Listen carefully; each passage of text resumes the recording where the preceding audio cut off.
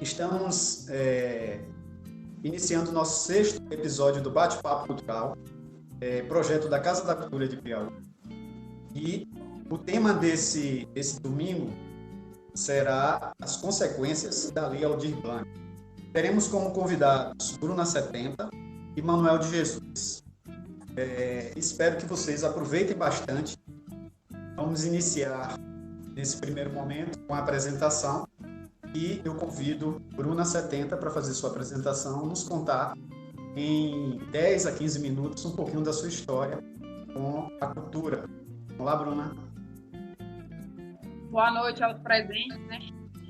Eu sou Bruna 70, tenho uma trajetória, apesar da pouca idade, tenho uma trajetória significativa com a cultura.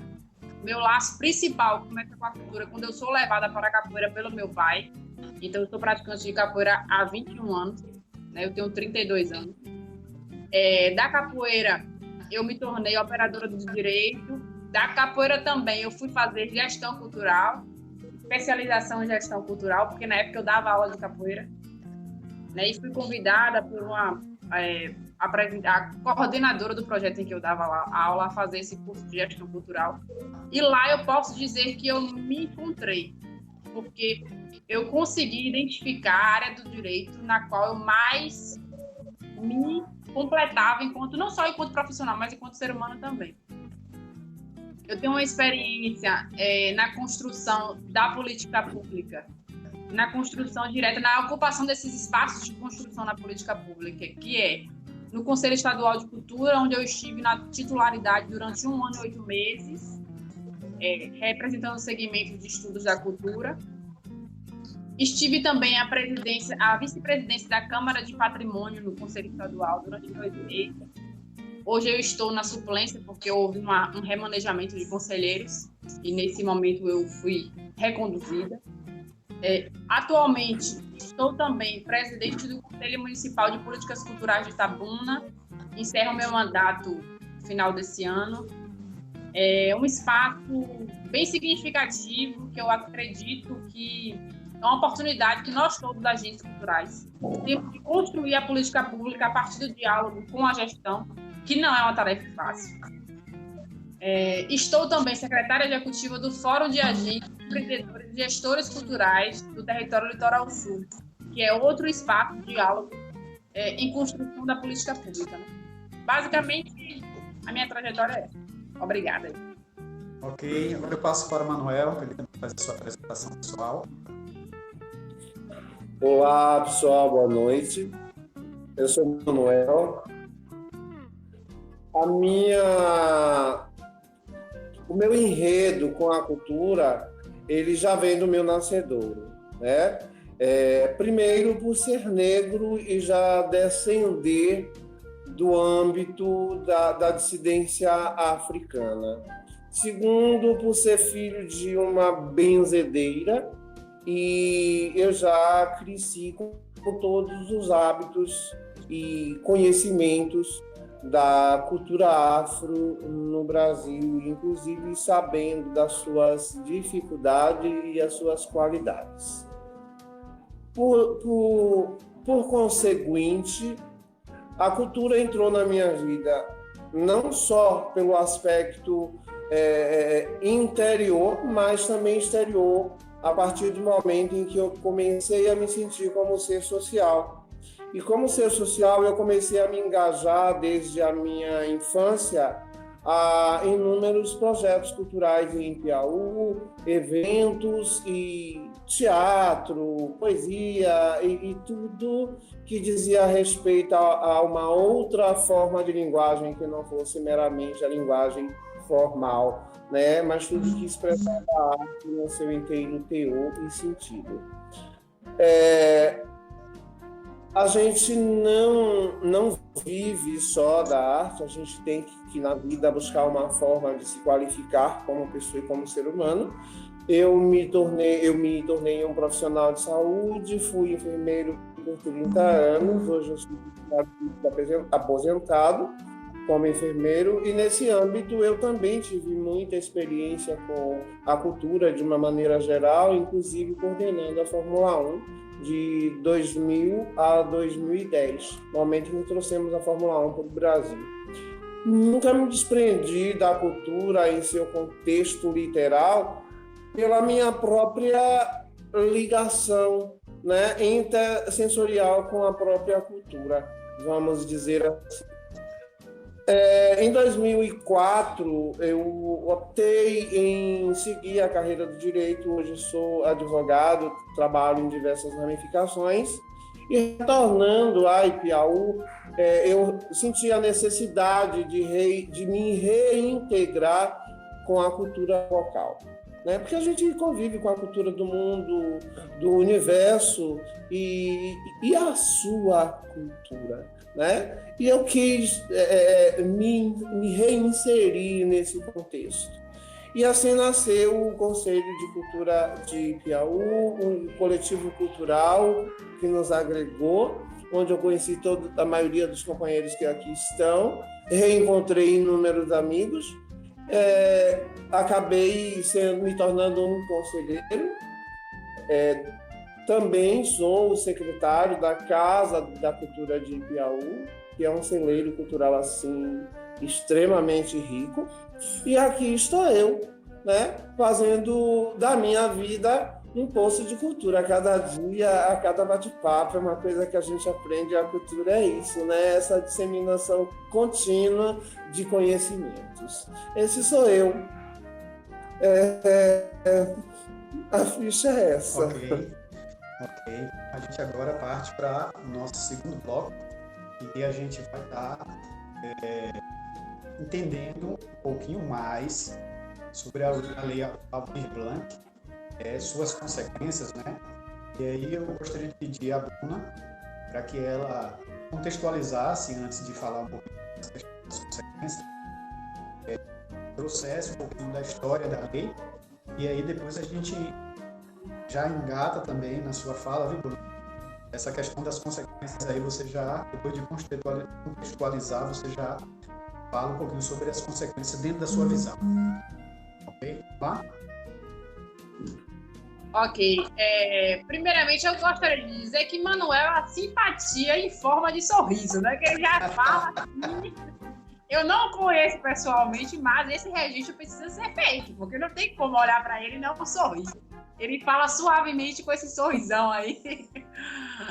Eu estou muito honrada de Manuel, de lhe conhecer. Você tem um nome emblemático, Manuel de Jesus, um nome assim, taxativo. O meu também é taxativo, mas não no sentido do seu, mas também é. E ainda tem Flores de Campos, viu? É Manuel de Jesus Flores de Campos? Isso. Você dá o nome, de verdade. Então, vamos lá. A Lei Aldir Blanc, né, a Lei de Emergência Cultural, como a temática já diz, de emergência cultural, ela surge a partir de uma mobilização cultural e de um diálogo direto com esses deputados que lá estavam ocupando este lugar que nós colocamos lá. Foi proveniente do debate dos deputados com os agentes culturais, partindo principalmente da experiência que Benedito da Silva tem nesse campo da cultura, nessa questão de administrar a cultura, como ela foi secretária de Cultura do Estado de São Paulo. Ela teve essa sensibilidade de construir uma lei que que abarcasse esse momento tão emergente que a cultura estava sofrendo. Não está e não se sabe até quando estaremos todos sofrendo de uma forma ou de outra. Também é importante lembrar que a Lei de Emergência Cultural ela também é fruto de uma pesquisa, né, que a deputada Jandira se dedicou nesse processo de pesquisa dentro do aparato legal que é disposto dentro da Câmara dos Deputados, ela identificando que havia um superávit financeiro, que é um excesso do recurso acumulado dentro do Fundo Nacional de Cultura, que não havia sido utilizado e que poderia ser utilizado de forma urgente nesse momento tão importante de realocação do recurso e de importante no sentido de suprir uma demanda tão emergente que é a demanda da cultura. Certo? Houve várias propostas de lei no sentido de abarcar essa temática da cultura, mas houve também um diálogo extremo que foi construído entre os deputados que ali estavam e conseguiram condensar numa lei que foi a proposta que prevaleceu. Foi a proposta da deputada Benedita da Silva, que era o projeto de lei 1075, né? E que gerou a lei de emergência cultural.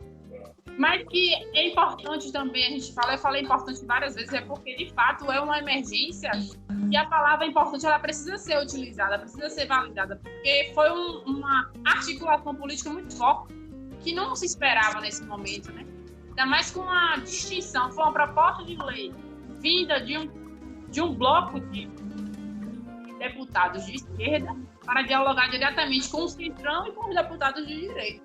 Então essa articulação política foi um fator muito significativo para a construção dessa lei, e é importante a gente compreender a importância da política. Passou uma moto aqui fazendo barbaridade. É importante compreender a importância do diálogo, da política pública, desse entrelaço, de estabelecer o diálogo conjunto, da importância dos conselhos, da sociedade civil, se entender com a gestão pública para que as coisas caminhem de fato. Nesse sentido, a lei ela surge disponibilizando 3 bilhões, né, de reais, onde metade desse recurso será direcionado aos estados para a aplicação da política pública e a outra metade aos municípios. Diante do diálogo que vem sendo estabelecido, eu fico assim um pouco receosa de falar, porque a regulamentação não está posta, apesar da gente acompanhar o diálogo da emergência cultural que vem acontecendo em várias lives com deputados e tudo mais, mas essa demora na publicação da regulamentação me deixa um pouco receosa. Mas o que o diálogo que tem sido posto e declarado pelos deputados, pela própria deputada Jandira Fegali, que foi a maior articuladora nesse processo, é que o Estado ele ficará responsável pelo aporte financeiro que é especificado no inciso 1 do artigo 2 da lei, Aldir Blanc, e também no inciso 3, que os municípios ficarão responsáveis pelo inciso 2 da lei, que é o direcionamento aos subsídios financeiros a espaços coletivos culturais e artísticos, microempresas culturais, produtoras culturais, coletivos, organizações, associações culturais, e também para essa questão do inciso 3, que traz a questão dos editais, chamadas públicas, aquisição de ativos, que há uma dúvida do que será essa aquisição de ativos, de fato, e a gente precisa compreender também a lei, compreender a regulamentação da lei, né, aguardar a regulamentação para nos dar esse direcionamento específico do que será essa aquisição de ativos. Também na lei ela nos traz uma possibilidade de que os bancos eles facilitem essa proposta de financiamento, né, às produtoras culturais e tudo mais, e possibilitem empréstimos, que é um ponto importante, que é pouco debatido, a gente ficou muito preso. Eu vejo que das reuniões que eu participo, de todo esse debate que vem sendo construído a nível nacional, é que as pessoas ficaram presas às questões do subsídio direto aos trabalhadores da cultura, que será direcionado pelo Estado, e do subsídio direto aos grupos e coletivos. Fala-se pouco dessa questão do financiamento, desse processo de financiamento que tem sido descrito na lei. Outro ponto importante é que essa lei ela também impulsiona aos municípios a se estruturarem, né, no sentido da implementação dos seus sistemas municipais de cultura e por aí vai. Trazendo para a temática de hoje,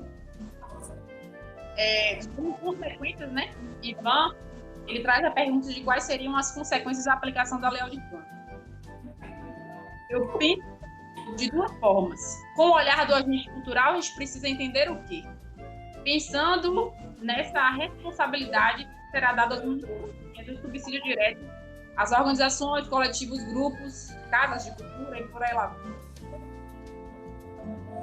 Esse subsídio, esse recurso que essa instituição recebe, não é um recurso simples que você recebe e guarda. você vai precisar prestar contas sobre de que forma você utilizou esse recurso, ele foi utilizado para quê? A gente vai precisar prestar contas do que você gastou nesses 3 meses que você vai receber. Essas 3 parcelas será definida de 3 mil a 10 mil reais, dependendo do município e do aporte financeiro que será direcionado, e como a quantidade de coletivo municipal. Isso é tudo tem que ser muito específico, muito explicado a nível municipal.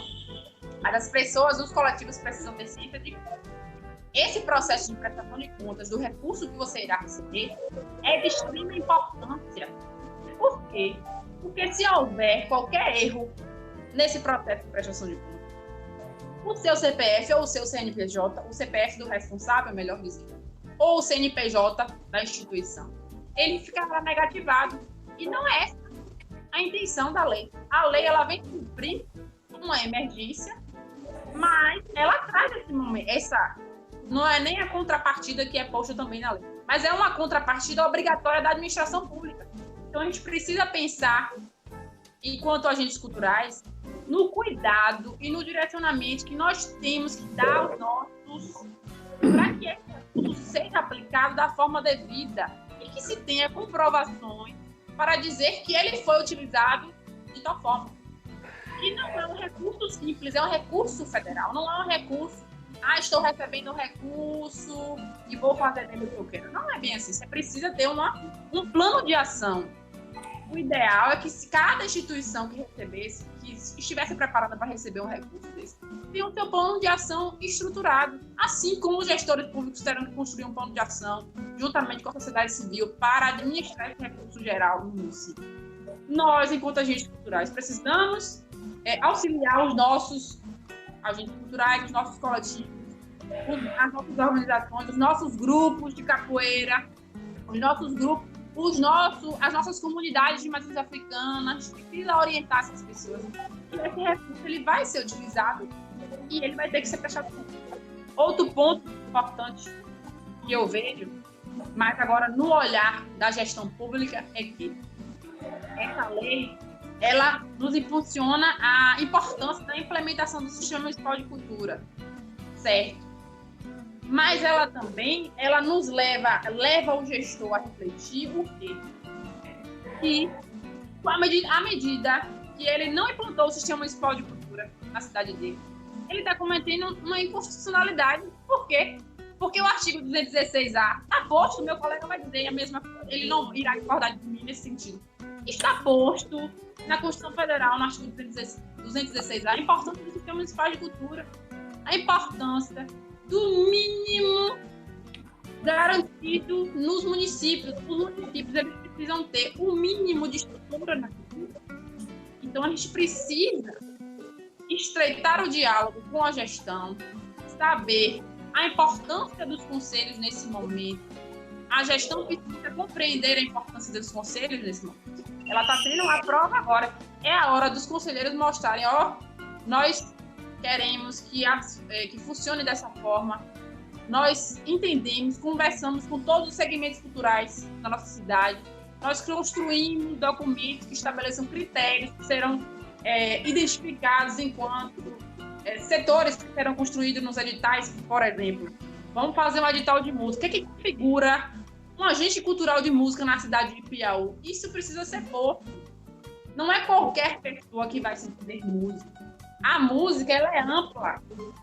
O hip hop ele engloba várias artes. Estou dando exemplos assim para a gente conseguir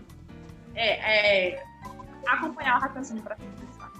O hip hop ele engloba várias artes. Em que setor o hip hop ele se encaixará quando ele for se inscrever para um edital?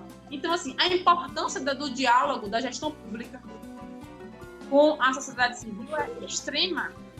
Essa lei ela vem no sentido de nos trazer essa reflexão para a gestão pública. Eu anotei algumas coisas aqui para me dar essa lembrada. O conselho atuante, a importância, o papel dos conselheiros. Será que todo conselheiro tem noção do papel que ele tem, da força que ele tem naquele momento? Será que o conselho ele sabe a importância do Fundo Municipal de Cultura, que não é única e exclusivamente a abertura da conta? o Fundo Municipal de Cultura ele precisa ter uma regulamentação própria. Por quê? Porque senão qualquer conselheiro que entra lá e que não tenha ciência do seu papel, ele vai utilizar o recurso que entrar no fundo e convencer a classe que é do jeito que eles entenderem a votação lá, se for direcionado pela gestão ou se for uma articulação política entre eles. Não irá desempenhar o seu papel. Então a gente precisa refletir também sobre isso. A importância de um Fundo Municipal de Cultura regulamentado e estabeleça lá, o recurso do Fundo Municipal. Ele só pode ser utilizado para prêmios, para idade chamada pública, para ações que envolvam a política pública de cultura única e exclusivamente do município, nesse viés aqui. E o dinheiro do fundo ele não vai ser utilizado para fazer uma festa de grande entretenimento na cidade, não.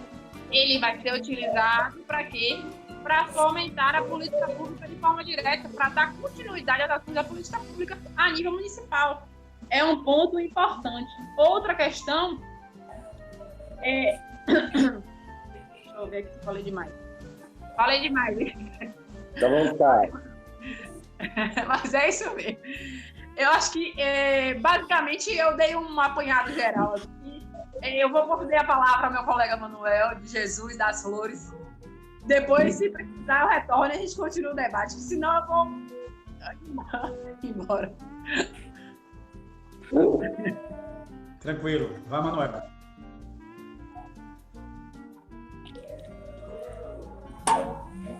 Vamos lá. Pois é, Bruna, eu faço minha em teor e forma as suas palavras, principalmente quando você assevera de forma extremamente contundente a ratio, a razão da hermenêutica, da propedêutica, da motivação da criação desta lei. A gente sabe que os agentes políticos se articularam muitos, foi um momento assim, extremamente glacial dentro do cenário político brasileiro, onde efetivamente os partidos deixaram de cada um trabalhar o seu faz-me rir, mas ver a situação como uma situação global. Eu não conheço, na história do cenário brasileiro, antes da Constituição de 88, um cenário tão parecido com esse da Lei Aldir Blanc. Essa é uma consideração do aspecto hermenêutico, propedêutico da criação da lei. Essa é a minha visão holística de uma maneira geral. Aqui, desde já, eu parabenizo o cenário político brasileiro que, como já disse Raul Seixas, todo maluco tem momento de lucidez. E eu acredito que ser político é ser maluco, porque eu não tenho estrutura para isso. E, como todo momento de lucidez, eu acredito que no cenário político brasileiro esse foi eu. Essa é a minha forma jocosa de introduzir ao tema. Adentrando ao tema especificamente, a palavra em si, ela já diz. Esse é um fundo emergencial. Gente, a gente precisa entender duas coisas no primeiro aspecto, tanto material, tanto legal. O que é emergência? Emergência é aquilo que não pode esperar por muito tempo, é aquilo que está acontecendo e que, se deixar, vai ganhar uma propulsão maior. Isso difere da urgência. Posso explicar isso muito tranquilamente. A urgência é aquilo que não dá para esperar, é agora ou nunca. Mas a emergência, uma situação emergencial, tem que ser no momento do acontecimento. E aqui vai a minha primeira preocupação e a minha primeira crítica, trazendo à tona, sobre o meu ponto de vista axiológico, sobre o meu ponto de vista jurídico, das consequências da Lei Aldir Blanc dentro do cenário cultural brasileiro. Primeiro, a ideia exordial, vestibular, principiológica, é fantástica, maravilhosa. Responde, atende a todas as necessidades desse conjunto de pessoas que estão passando por esse momento de pandemia, como todos, né? E eu percebo que o legislador, enfim, parece um vício, Bruna e ouvintes,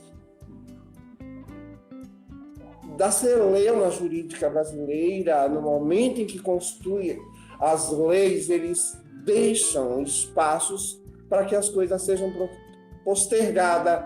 Ou seja, o que era emergente e o que era simples não é tão simples, né? Porque a própria lei, em seu artigo 2º, em seu parágrafo 1º, 2º e 3º, é aqui que está, eu diria, a cereja do bolo e o rolo da história. Ela não define o que é um agente cultural, o que é um profissional de cultura, vamos dizer assim. Ela também não define o que é um espaço cultural. Trazendo como exemplo o Código Penal, que diz que, olha, usar droga é crime. Usar, portar, transportar, isso fica claro para todo mundo. Mas ela precisou de uma regulamentação e que não foi tão rápido.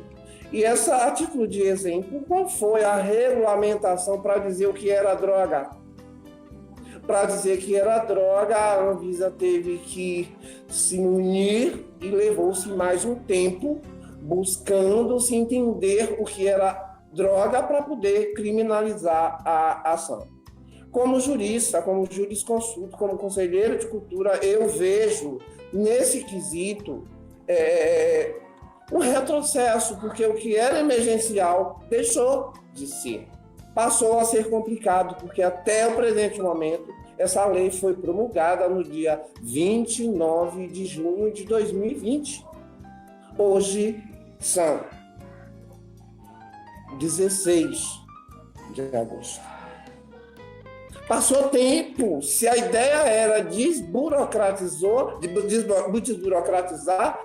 não burocratizou, complicou. Porque eu vejo hoje, para os conselhos de cultura, para os gestores culturais, gestores da administração pública municipal, nobre colegas e ouvintes, eu vejo que eles estão todos numa saia justa. Afinal de contas, a gente está falando de dinheiro da União. A gente não está falando de dinheiro de A ou B. A União, quando ela vem para cima do indivíduo, ela vem como um rolo compressor. Ela quer saber como você gastou, de que forma você gastou. E nós, enquanto conselheiros, enquanto gestores dessa parte de conselhos, dos agentes, da seleção e etc. E assim, eu diria para vocês que Piauí, hoje, com o seu Conselho de Cultura, com a gestão administrativa, com o auxílio de todos os agentes culturais, a Cacuípe, e o coletivo cultural e tantos outros indivíduos, eles se tornaram assim, exemplos dentro da ideia emergencial, porque quando percebemos que ia sair uma coisa nesse nível, a primeira coisa que fizemos foi fazer um apanhado, que hoje nós podemos até dizer o que é um espaço cultural e quem é um profissional de cultura. Nós, enquanto conselheiros, nós, enquanto agentes, gestores e etc. Entretanto, a lei não deixa isso claro, e isso traz um problema. Porque na hora de distribuir os valores determinado para cada município, para cada instituição, isso se complica, isso funila, porque nem todo mundo vai preencher esses requisitos. E a gente vai entrar numa outra celeuma, porque se essa regulamentação não vier logo, mas tem que sair algum parecer, nós vamos ter uma lacuna. E só a partir dessa lacuna é que o município ou o Conselho de Cultura vai poder dizer, vai poder se manifestar e dizer Olha, o trabalhador de cultura é reticências. Então, eu vejo, essa é a minha crítica à lei, pelo aspecto hermenêutico, propedêutico, semântico, vem evada de uma série de erros do seu nascedouro, porque complicou o que deveria descomplicar. Se a ideia era simplificar, não simplificou tanto. Essa é a visão que eu tenho hoje, como advogado, como conselheiro de cultura, e percebo, e como ser humano que vejo as pessoas que nos procuraram e que a gente sabe que precisa desse auxílio para se manterem. Não só são pessoas, trabalhadores de cultura, mas instituições de cultura e em outros segmentos que estão todas dependentes, carentes dessa emergência e que acho que não consegue dar um destino. Quer dizer, o dinheiro já está idealizado, já se sabe o quanto vai para cada um. Agora, para quem, de que forma? Isso não foi determinado pela lei. Fica aqui o meu apontamento, a minha crítica, deixando claro que esse meu comentário é um comentário extremamente pessoal, é a minha visão, mas, ao mesmo tempo, eu parabenizo a todos os políticos idealizadores e espero que, em breve, se tenha uma solução para isso, porque, senão, a coisa vai se complicar. Eu encerro aqui os meus comentários. Eu acho que me deixei ser claro e passei o que realmente me preocupa e o que eu vejo dentro do tema como consequência da lei Aldir Blanc. É exatamente essa questão emblemática de não se poder dizer quem é o que dentro do processo seletivo de distribuição da renda emergencial. Ok. A gente vai iniciar agora o nosso terceiro e último bloco e eu vou pedir à Bruna para, dentro desse tema, formular uma pergunta para Manuel e depois que o Manuel responder, ele também vai formular uma pergunta para a Bruna responder. Okay? Enquanto o Manuel estava falando, tenho certeza que Bruna já formulou várias questões aí, então por isso que a ordem vai ser essa. Vamos lá? Você me disse que não seria um debate, que seria uma exposição. Mas eu falei que teria perguntas. Eu falei que teria perguntas no último bloco.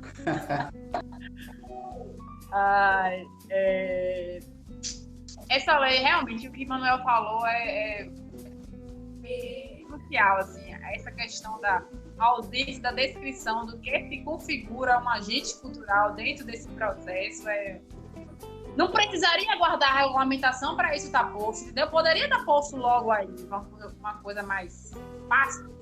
E a emergência realmente poderia ser uma coisa mais fácil, de utilização mais viável, né, para nós todos que estamos aqui aguardando esse processo de regulamentação ansiosos.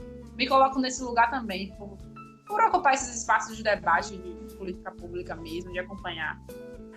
Eu sinto também, é importante frisar, eu sinto muito pelos agentes culturais que me cercam.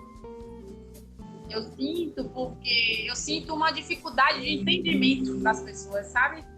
Do que é a política pública. Eu me sinto impotente às vezes, porque eu não dou conta eu sou humana, eu não dou conta de conversar com todo mundo, de explicar a todo mundo a importância de ocupar esse espaço como um conselho, ou como um fórum, ou como um coletivo cultural, que vocês estão propondo esse tipo de diálogo para agregar mais pessoas, mais agentes culturais, no entendimento da lei e de outras questões, da importância da cultura mesmo, da estrutura da cultura na gestão pública. Eu me sinto assim, impotente nesse sentido por não conseguir agregar mais pessoas. E olha que a demanda é grande. Olha que a gente se reúne muitas vezes no dia, na semana, e aí lá vai, vamos, gente, conversar, vamos construir, vamos entender um pouco mais como é que funciona a dinâmica. não vamos nos permitir a política de balcão, onde o gestor entra e fomenta o trabalho direto. Não vamos nos permitir mais isso. Chega. A política pública ela precisa ser respeitada como qualquer outra política, como a política de educação. Como houve agora uma mobilização para remanejar, reconstruir os conselhos de educação que estavam relacionados ao Fundeb, né? Ao Fundo de Educação. E é isso também, né? Essa é só um apontamento, um desabafo. A minha pergunta para Manuel vai no viés da questão da administração pública, porque eu sei que ele é um algoz na área, ele entende da coisa, porque assim, o prazo ele está se prolongando, né? O que era emergente não está mais na emergência. O que era emergente, o que era urgente não está mais cumprindo o seu papel. E aí a gente fica também, eu me preocupo com a administração pública, por quê? Porque o conselho ele acompanha esse processo da administração pública, sabe? E a gente tenta construir da melhor forma para que os dois saiam bem desse processo de aplicação de recursos. Esse ano é um ano atípico, podemos dizer, né? Que é um ano político. E a gente precisa pensar que também existem essas questões políticas no meio dessa estruturação, dessa organização da administração pública. Dentro também disso, nós temos a possibilidade de cada município se responsabilizar pela criação de um decreto municipal que vai regulamentar essa lei federal, que ainda não ficou muito claro para mim como será esse processo. Porque se vem uma lei federal de lá para cá, que vai trazer uma regulamentação, o Estado ele vai também propor a regulamentação dele, e o debate ele vem sendo construído no sentido de que se cria um decreto municipal que estabeleça de que forma esse dinheiro vai ser operacionalizado no município. Certo? A minha pergunta ao Manuel, eu fui para a pergunta e voltei para fundamentar, e agora... Manuel, eu quero saber assim, qual é a sua opinião no sentido desse processo do ano de 2020 que vem acontecer, que é um ano eleitoral e que o município ele vai ser responsabilizado por esse processo de prestação de contas até o dia 31 de dezembro de 2020. Nós estamos, assim, apertados. Eu penso muito na importância desse diálogo da cultura com a gestão. A gestão, ela está, imprensada. Ela nunca passou por uma situação dessa. Tem que se preocupar na administração de um recurso que vem a nível federal para suprir uma demanda urgente, mas que ele também está apertado na questão da lei eleitoral para que essas pessoas não se apropriem, certo? Desse recurso para dizer que está fazendo politicagem. Ok? A gente sabe. Então, a minha pergunta não é nesse sentido de que forma você acha que deve funcionar esse processo de organização do recurso em Piauí. Você acha que é importante esse processo de construção de um decreto municipal que deixe isso tudo muito claro, além dessa comissão que deve ser posta, que os debates apresentam da comissão de acompanhamento da gestão do recurso? Você percebe a importância desse decreto, dessa construção desse decreto municipal? Você acha isso viável? O que você pensa nesse sentido? Foi claro? Acho que eu conversei bastante. Mas... Não, sim, foi tranquilamente clara, Bruna. Olha, eu vou responder a sua pergunta de duas formas. A e complementação B. Sem sombra de dúvida, nós temos consciência que nós estamos vivendo um ano eleitoral. Enquanto conselho e conselheiros e enquanto fiscalizadores da estrutura cultural, eu acho que temos que ser extremamente vigilantes para que não ocorra dois fatores que geralmente ocorrem nessas situações. Primeira é a polarização, o cara dizer foi eu que fiz. né? Ele não fez coisa nenhuma. Já foi feito, alguém já fez, ele só está distribuindo.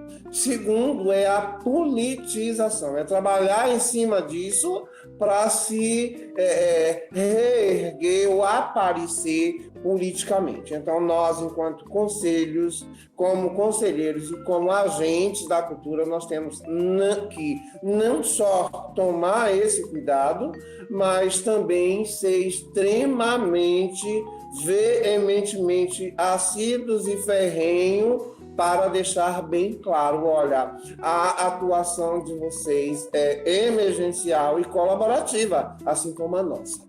Né? Nesse momento, nós estamos num processo de cooperação. Isso falando dentro da seara da Lei Aldir Blanc.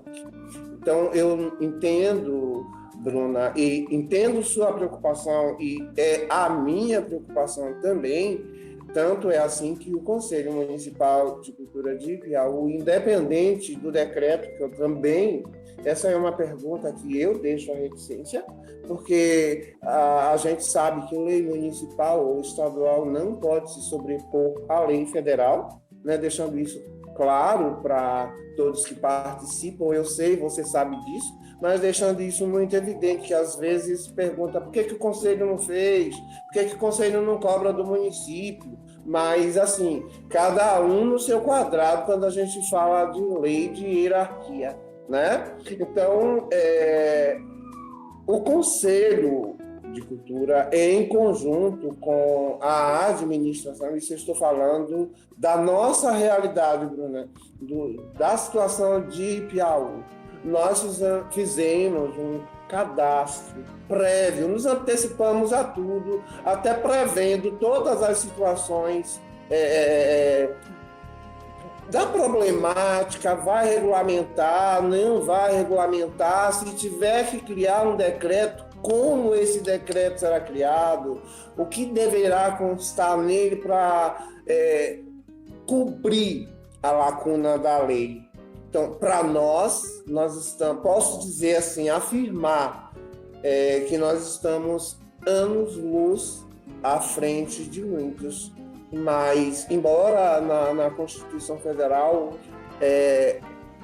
traga o Conselho como um elemento dentro da gestão pública extremamente necessário e essencial, fundamental, nós sabemos que 80% dos municípios sequer têm um conselho. Então, eu não sei como é que isso vai acontecer, Bruna. É mais um problema que a gente encara diante de tudo aquilo que eu te falei, que está lá no inciso 2 e 3 do artigo 2º da lei. Eu não sei como cada um vai agir. Nós já agimos dessa maneira. Olha, nós já entendemos que A, B, C, D e E integra ao grupo de cultura ou é um espaço cultural por esses aspectos. Se a lei não vier, vamos auxiliar o município nessa criação. É um aspecto colaborativo. Essa é a parte A da minha pergunta. A parte B, Bruna, vai como um desabafo, viu? Como a gente é campeão em lazy de fazer coisas erradas. Se é emergencial, se é para atender uma determinada comunidade, por que não se decretou de início que o município, juntamente com o Conselho de Cultura, iria gerir, determinar quem é quem? Você consegue me entender pelo aspecto axiológico, semântico do termo emergência? Eu tô rindo de nervoso, porque eu penso igualzinho a você. Poderia ser muito mais fácil. Seria muito mais fácil. Então, é aquilo que eu falei no começo. A administração pública está dentro de uma saia justa. Eu jamais queria estar no lugar deles. E a situação que deveria ser simples se complicou. Porque, assim, o orçamento para a Ipiaú, por exemplo, foi 300 e poucos mil reais. Ó, Bruna, só a título de informação e esclarecimento para você saber como nós estamos trabalhando, assim, já pensando, eu não digo o cenário político, não é disso que eu estou falando. Eu estou falando de gestão do conselho, em conjunto com a administração. Poxa, a gente está vindo, o que é que a gente vai fazer caso algo dê errado? De que maneira a gente vai poder agregar, acolher, amparar o maior número de pessoas? Então, nós já chamamos, já trouxemos, já fizemos uma pré-seleção.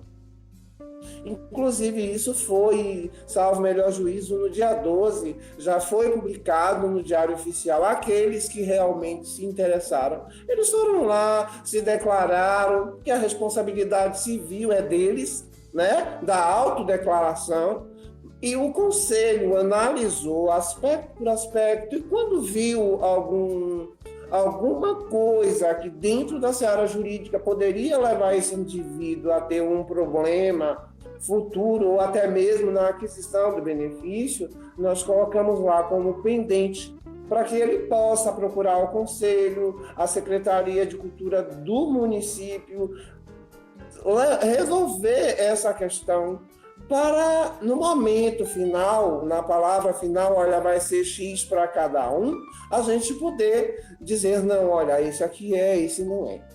Então, eu encerro a sua pergunta, espero que você tenha atendido aos seus anseios, né? E reiterando a ideia de que nós somos agentes de cultura pelo aspecto constitucional e não político. Né? A gente parabeniza quando a gente vê um político chegar e fazer uma coisa que agrega. E a gente fica triste quando vê que a própria casa, que é do povo, cria a Lei 1417 com um vácuo, né?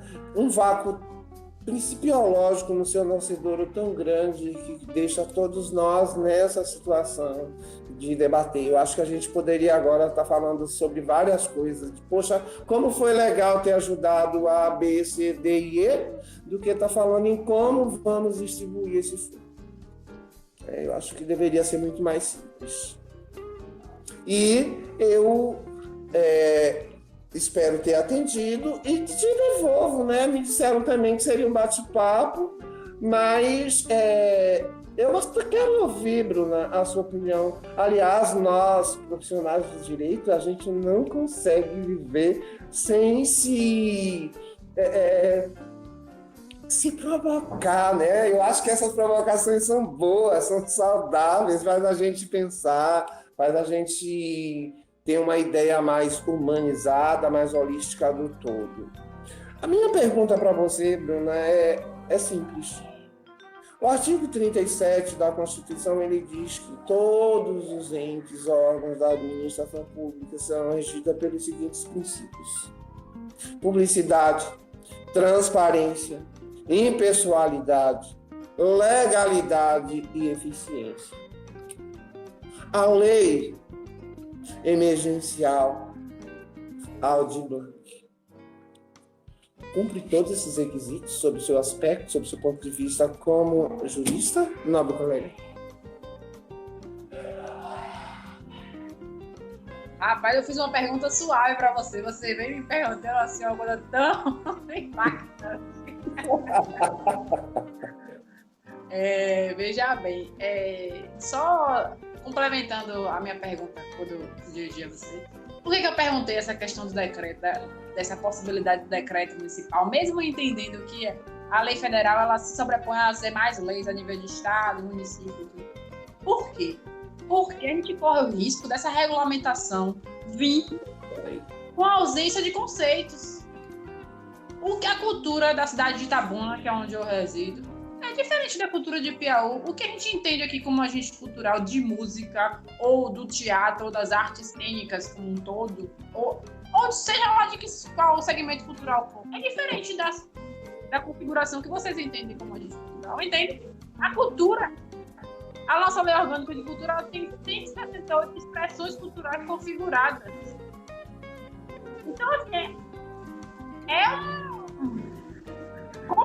complexo, entendeu? É uma situação complicada, mas vamos em frente. E tem a cidade, tem como referência também a cidade de São Leopoldo, no Rio Grande do Sul. Pedro Vasconcelos é uma pessoa conhecida no meio da cultura e ele tem participado de vários debates. Ele realizou uma conferência municipal, virtual e tal, teve muita participação de pessoas. E ele fez um decreto municipal estabelecendo como funcionaria a aplicação da Lei Aldir Blanc no município. Entendeu? Ele realizou esse projeto. Aí eu fiquei me perguntando, eu falei, como é que a gente está nesse meio? O que será de nós dessa situação? A gente debate e acaba solto, né? A gente tenta construir a coisa conjuntamente, de forma correta e tudo mais, mas acaba muito solto. Assim, em relação à sua pergunta, Manuel de Jesus das Flores, eu acho, assim, é uma opinião muito pessoal, eu acho que esse processo de construção da lei, ele atende a maior parte dos princípios. Repita os princípios aí, por favor, para a gente não... Publicidade. Sim. Legalidade. Sim. Impessoalidade. Sim. Transparência. Sim. E eficiência. A pegadinha está no último princípio, na verdade. Porque eu acredito que essa lei, ela, como foi a nossa fala inicial, inclusive nós comungamos da mesma opinião, que é dessa articulação política que houve, dessa propositura, dessa pesquisa de um recurso que estava paralisado, desse processo de transparência do passo a passo que foi posto pelos deputados nessa realização da construção dessa lei. Eu acho que os princípios que foram citados, o único que não foi posto e não foi de fato efetivado é o princípio da eficiência, que seria, estamos vivendo uma pandemia, que seria o principal. Mas eu vejo também que há um problema político também. É falta de vontade política do presidente. Poderia ter feito isso com mais celeridade? Poderia, sim. Poderia ter feito a regulamentação, ela já vinha sendo construída. Não foi uma coisa... Como tem municípios que estão se organizando, como você traz o exemplo de Piauí, que já está se organizando, construindo o seu cadastramento municipal, o seu mapeamento cultural, no caso. Destrinchando quais são os segmentos, quais são as expressões culturais, quem são as pessoas, já está construindo isso. Isso poderia ser feito concomitantemente com a promulgação da lei, poderia ter acompanhado, poderia ter aceitado as proposituras da deputada no início que ela dialogou com a gestão, porque eu acompanhei alguns debates virtuais, onde a deputada falou que a proposta da gestão era que só se considerassem organizações, coletivos e espaços culturais que tivessem CNPJ, e ela tem que retornar esse debate para dizer a eles que a importância da lei, a urgência da lei, e que eles não estavam ali, no caso, para dificultar o acesso ao recurso, mas para facilitar em virtude de uma pandemia. Entendeu? Eu acho que poderia ter havido um pouco mais de vontade política na celeridade desse processo, na eficiência. Poderia ter sim, um pouco mais eficiente. Senão, nós não estaríamos aqui no dia 16/8, sendo uma lei promulgada em 26 de junho, né? 26 de junho? 29 de junho. A gente não estaria aqui ainda debatendo sobre esses aspectos, sabe? Também a lei também tem alguns pontos que me deixam um pouco assim, que eu até gostaria de dar trazer aqui para a gente refletir um pouco, que são esses critérios de acesso aos trabalhadores da cultura. Por exemplo, ela traz a impossibilidade de acesso, no caso, que a pessoa que teve rendimentos tributáveis no ano anterior de R$ 28.559,70, ela não tem acesso. Quer dizer, se a emergência aconteceu esse ano, se as pessoas não estão conseguindo desenvolver as suas funções enquanto agentes culturais dos mais diversos segmentos, seja lá de que forma for, esse ano, por que essa lei traz esse empecilho de um recurso do ano passado? A gente já comeu o dinheiro do ano passado. Me desculpem a franqueza e a clareza, assim, a objetividade. Mas o dinheiro já acabou. A vida é hoje, é agora. As necessidades, elas não deixam de existir. A gente não deixa de ter que pagar uma conta de luz, de água, de fazer uma feira, de ter que manter as necessidades básicas de uma família, não apenas de um indivíduo, mas de uma família. Então, são algumas coisinhas que precisam ser reconfiguradas. A gente entende também que está se tratando de uma verba pública e tal, tem que ter critérios estabelecidos. Mas a gente entende que é um momento de urgência, é um momento de emergência. Não sei se supriu essa expectativa, mas o meu posicionamento é nesse sentido. Bruna, eu só queria fazer um complemento dentro do contexto da sua resposta. Foi extremamente satisfatória. Eu sabia que você ia matar essa charada, né? Porque todos os outros requisitos realmente foram cumpridos. Arranhou na impessoalidade, mas na eficiência, né, passou bem longe. Mas eu até entendo dentro disso que você falou, e como eu não sou político e nem quero politizar, eu acho que falta sim, Bruna, vontade. Sabe por quê? É o seguinte, você há de concordar comigo, ou então eu me considero nesse momento um louco demais. O STF, em voto unissono, já determinou que, em se tratando de matéria do Covid-19, estados e municípios são livres para tomarem as suas decisões. Essa lei versa sobre o quê? Aonde estão os procuradores do Estado? Eu não falo nada, eu não digo nada para ninguém pegar as nossas ideias e ir lá, né? Mas aonde estão os procuradores dos municípios que não pegam esse gancho e resolvem a questão e fala da cá que é meu, que o STF já chancelou. Então, Bruna, com todo respeito a você, a todos que estão me ouvindo, ao Ivan, eu acho que os nossos políticos precisam realmente aprenderem a quem vão colocar para trabalhar como parceiros. Porque eu te digo com muita seriedade, se eu fosse o procurador do município de Piauí, a lei foi promulgada no dia 29 de junho.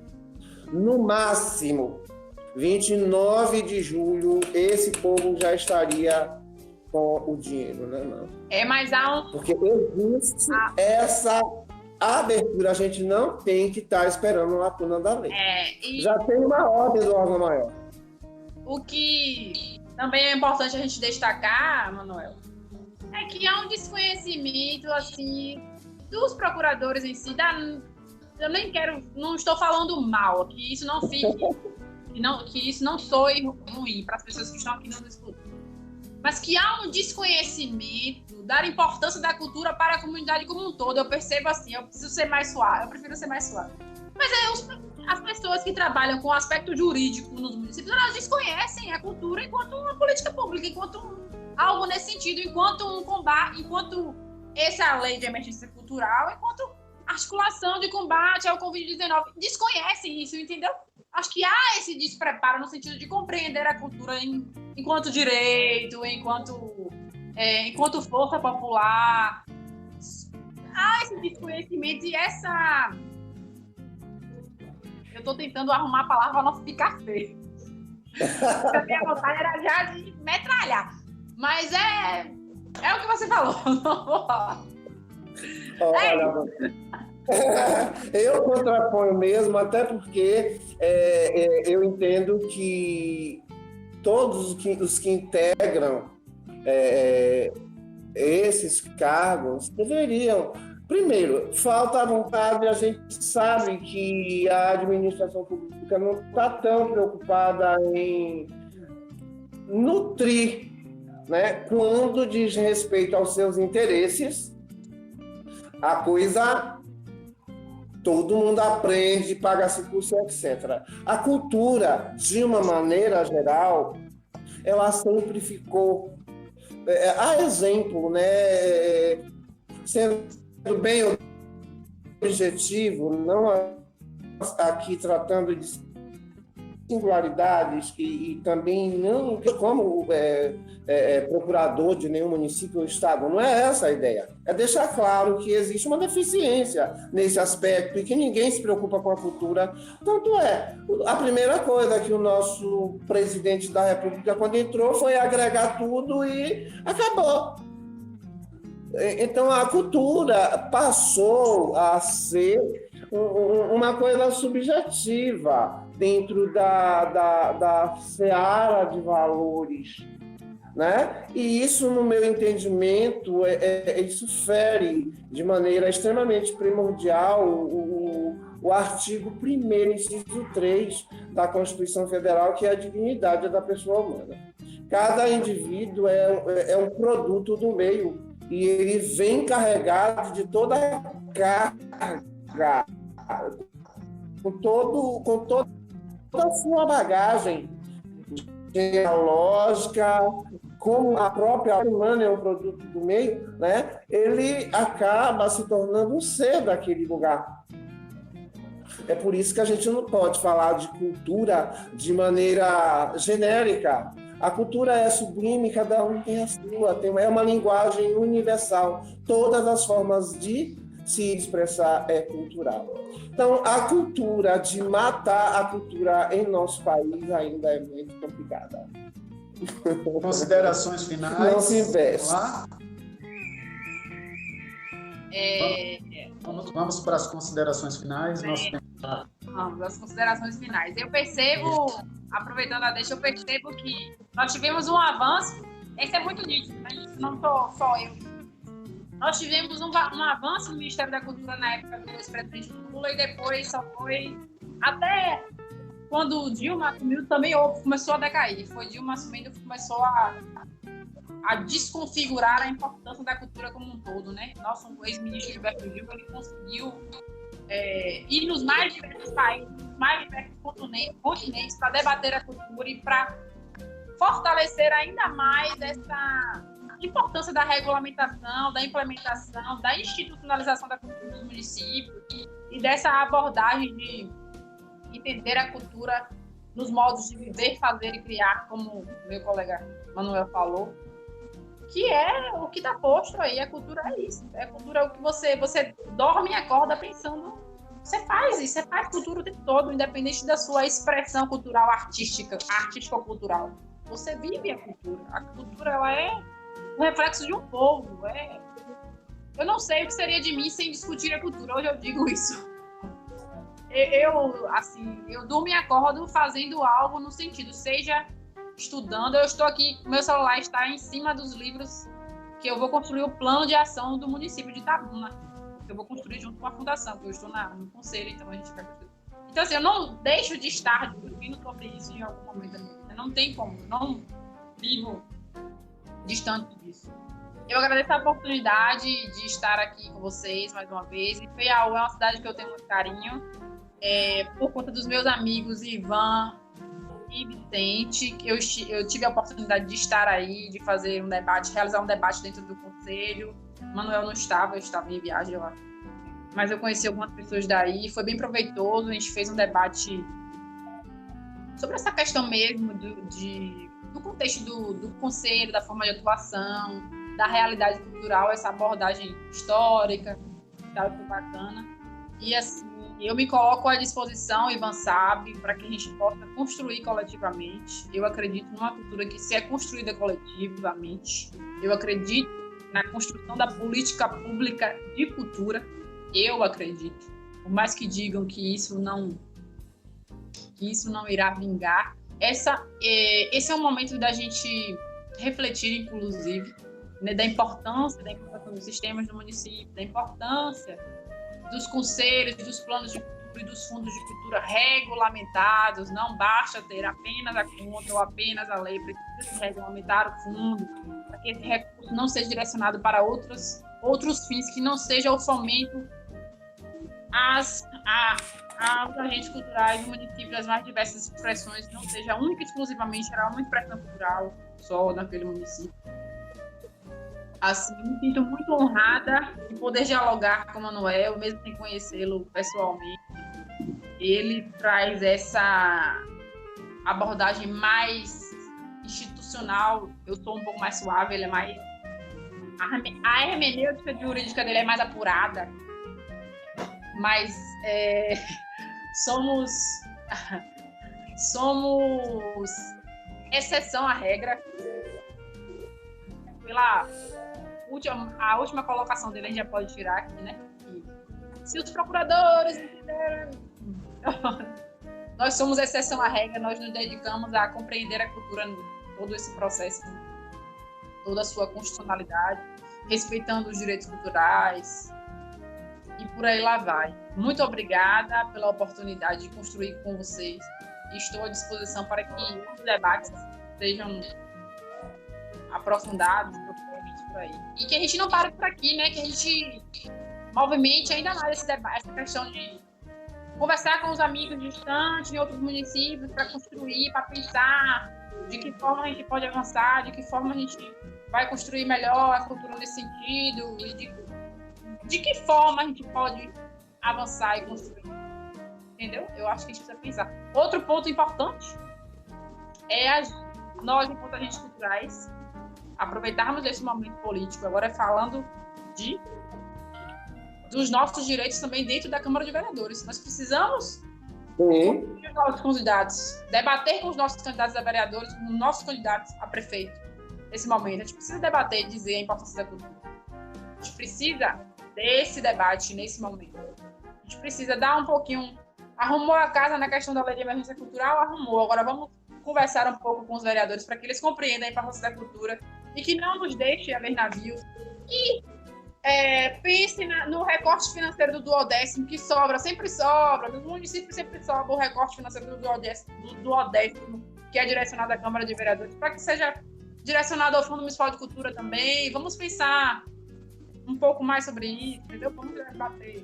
Vamos em frente. Obrigada. Suas considerações finais, Manuel.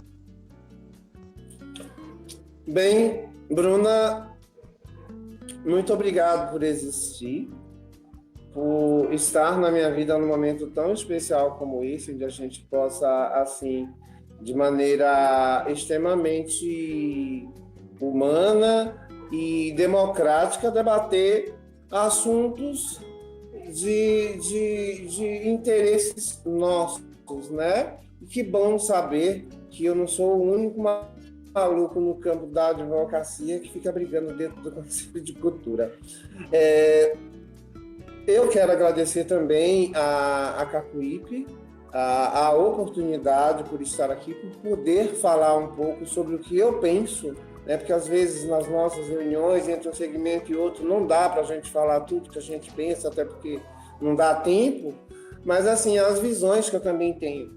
Por outro lado, eu tenho, Bruna, eu sei que todo mundo tem qualidades, mas eu também tenho, assim, os meus defeitos, e um dos meus defeitos se baseia claramente numa frase de Elza Soares. Quando mexe com a minha existência, eu sou resistência. Então, eu não consigo, até por uma coisa de caráter extremamente pessoal, eu não consigo ser meio termo, ou eu falo aquilo que eu entendo ser certo, não que a minha verdade seja uma verdade absoluta, mas é o que eu penso, e eu tenho que expressar de uma forma verdadeira. mas espero que todos entendam que o ponto de vista é o meu ponto de vista, não é o ponto de vista de todos, é o meu. E é esse ponto de vista, e é esse Manuel que eu quero que as pessoas conheçam. Firme nos seus propósitos, nas suas colocações, consciente daquilo que fala, e fiel à sua proposta. Como eu disse a Ivan, quando eu assumi a secretaria, o que é que você quer? Eu posso ser isso, dá, então pronto, vamos lá. Quando eu assumi o conselho, o que é que eu posso fazer? Eu acho que a gente tem mesmo, muito, Bruno, que seguir a teoria da justiça restaurativa, né? Que acolhe e dividir um pouco a dor do outro. Eu não vivo da arte, da música, do cenário musical, mas, gente, eu sei o que as pessoas que vivem disso estão passando nesse momento. E como eu gostaria de ajudá-los de maneiras diferentes. Né? E vendo tudo isso acontecendo e a gente, de certa forma, atado, isso faz a gente se sentir aniquilado, incapaz. E para nós, como defensores de direito, não dá para ele. Essas são as minhas considerações. Agradecer a todos que participaram. Espero poder estar aí, Bruna, e estar um pouco com você, debatendo sobre isso. Ivan, muito obrigado. Ao Conselho de Cultura também, a Cacuípe. Eu confesso que eu nem sabia se eu tinha capacidade de estar aqui debatendo um tema tão importante e relevante como esse. Mas eu não sei, as palavras já foram ditas. Eu encerro com meu sorriso. Muito bem, muito bem. Obrigado. Vamos finalizar. Informar vocês que esse mês de agosto, o responsável pela mediação era Vicente Andrade. Eu já bem claro em todos os vídeos que eu estiver substituindo ele. Vicente Reverente! Vicente! Eu projeto a Casa da Cultura. E eu estou aqui substituindo o Vicente. Mas, informar para vocês. Informar para vocês. Bote fé. Você vai substituir, bote fé. Informar para vocês o seguinte, que assim que finalizar aqui nosso bate-papo, eu já vou fazer a edição desse vídeo e a gente vai disponibilizar ele no YouTube, no canal da Casa da Cultura e no site também da Casa da Cultura, www.cacuípe.com. Ok? Vou enviar também o link para vocês divulgarem, e a gente está levando esse bate-papo com esse tema importantíssimo, né, para mais pessoas. Agradecer a Bruna 70, minha amiga, agradecer a Manuel, meu secretário da Casa da Cultura e também meu amigo, por esse bate-papo muito esclarecedor, né? Fico aqui todo o meu carinho para vocês e vamos continuar isso, né, fortes, né, resistentes nessa luta aí, né, para que a gente consiga fazer realmente as políticas culturais acontecer. Um abraço, boa noite, se cuidem.